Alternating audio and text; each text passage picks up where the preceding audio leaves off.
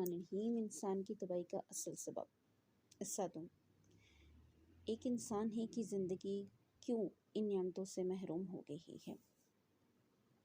जवाब, आदमी ने अपनी ज़िंदगी को हकीकत और वाक़े के ख़िलाफ़ बना रखा है, इसीलिए वो तकलीफ़ उठा रहा है, और जब तक फिर इसे हकीकत के मुताबिक नहीं बनाएगा कभी चैन नहीं पा सकेगा।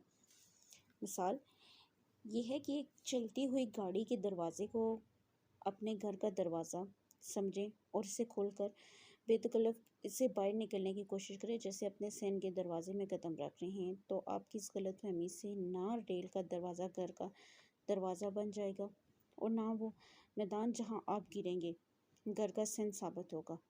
आपके अपनी जगह समझ बैठने से हकीकत ज़रा भी नहीं बदलेगी।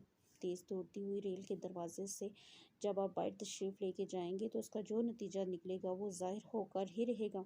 ख्वाह टांग और सर फटने के बाद भी आप ये तस्लीम ना करें कि आपने कुछ समझा था वो गलत समझा था।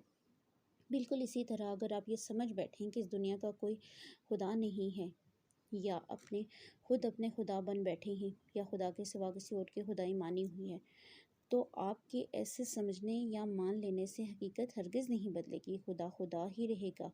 इसकी ज़बरदस्त सल्तनत जिसमें आप महज रया की हैसियत से रहते हैं पूरे इख्तियारात के साथ इसके कब्ज़े में रहेगी।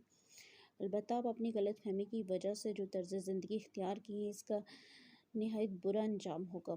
ख्वाब तकलीफ़ उठाने के बाद भी अपनी गलत ज़िंदगी को बजाय खुद सही समझें या ना समझें।